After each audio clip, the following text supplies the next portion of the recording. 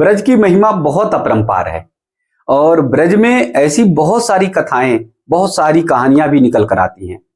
एक संत भगवान से हम लोग मिले, दर्शन हुआ और उन्होंने इतनी रोचक बात बताई, इतनी रोचक बात बताई, वो हम सबको भी अपने जीवन में उतारना चाहिए। संत भगवान ने कहा कि एक बहुत धनवान व्यक्ति उनके पास आया, अपने घर के जंजाल से हो सकता वो व्याकुल हो, इसीलिए उसने तुरंत कहा कि संत भगवान, आपके चेहरे का भाव मुझे बहुत सुंदर दिख रहा, आपके जो चेहरे का ऑरा है वो तो देखते बन रहा है। संत भगवान ने उस व्यक्ति से पूछा कि बताओ तुम चाहते क्या हो। उस व्यक्ति ने सीधे कहा कि बस मुझे कुछ भी चाहत नहीं है, आपसे ना आशीर्वाद चाहिए और ना ही आपका सानिध्य चाहिए, बस केवल मुझे ये बताइए कि संत बनने का मार्ग क्या है, संत बनने का रास्ता क्या है। मैं संत बनना चाहता हूं। और वो व्यक्ति संत भगवान के पैरों पर पड़ गया और बार बार कह रहा है कि बस भगवान हमको संत बनना है। और संत बनने के लिए अपना घर छोड़ दिया, अपना परिवार छोड़ दिया, अपनी कोठी छोड़ दी, अपना महल छोड़ दिया। मैंने तो बहुत जीवन में कमाया, बहुत धन दौलत मेरे पास है, लेकिन भगवान मैं सब कुछ छोड़कर आ रहा हूं, बस सिर्फ और सिर्फ मुझे संत बनना है। मुझे संत बनने के लिए क्या करना होगा ये मुझे बता दीजिए।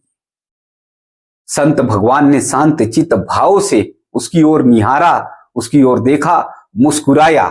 उस व्यक्ति ने कहा कि अरे आप मुस्कुरा रहे हैं, आप हंस रहे हैं, मैं सब कुछ छोड़कर संत बनने जा रहा हूं और आपके चेहरे पर मुस्कान है, आपके चेहरे पर जो भाव मैं देख रहा हूं, मुझे लग रहा है कि आप मुझे संत नहीं बनाएंगे, लेकिन मुझे संत बनना है। कुछ भी करना पड़े, मैं वृंदावन में रह जाऊंगा, ब्रज में रह जाऊंगा, पूरा जीवन व्यतीत कर दूंगा। यहां तक कि अब मैं आ गया हूं, गाड़ी को ड्राइवर घर ले जाएगा और मैं घर नहीं लौटूंगा, बस मुझे संत बना दीजिए, बना दीजिए, बना दीजिए, मैं संत ही बनूंगा। मैं मोह माया सबसे दूर हो गया हूं, संत भगवान बस ऐसा मुझे आशीर्वाद दीजिए कि मैं संत बन जाऊं। तब तक संत भगवान ने कहा कि तू शांत हो जा। वो व्यक्ति अवाक से अचानक से देखने लगा। संत भगवान ने फिर उसके सिर पर हाथ रखा, हाथ रखते ही कहा कि तू शांत हो जा। उस व्यक्ति ने हाथ जोड़ा संत भगवान की ओर, बड़ी ही दयनीयता से संत भगवान की ओर उसने निहारा और बोला, प्रभु संत भगवान शांत हो जाएं। संत भगवान ने उस व्यक्ति से कहा कि जिस दिन तू शांत हो जाएगा उसी दिन संत बन जाएगा। संत की पहली ही परिभाषा है कि शांत हो जाओ। शांत किसे करना है? संत भगवान ने फिर उसे बड़े भाव से समझाया, शांत अपने अहंकार को करना है।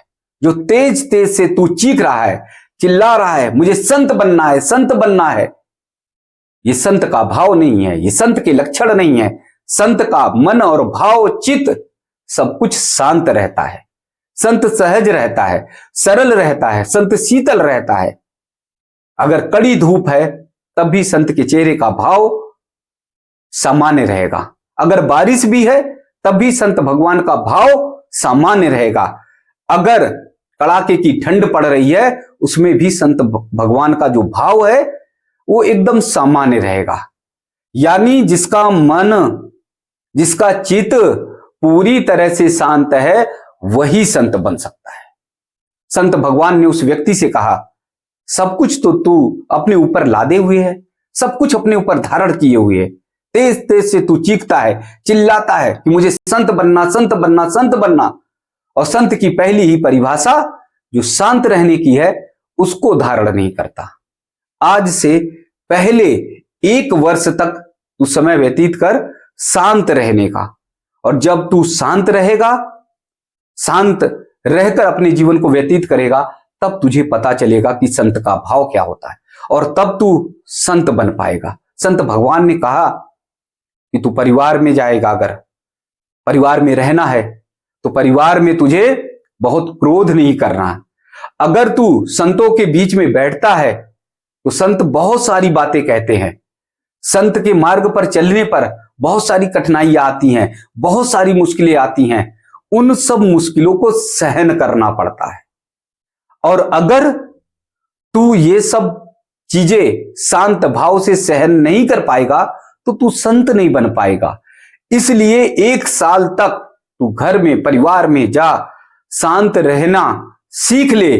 उसके बाद तू आएगा तो मैं तुझे निश्चित तौर पर संत बनाऊंगा, अपने साथ रख लूंगा। तो इसलिए संत की जो परिभाषा है, सबसे पहले शांत रहने की, कि अपने मन और चित्त को शांत रखिए और फिर संत बनिए।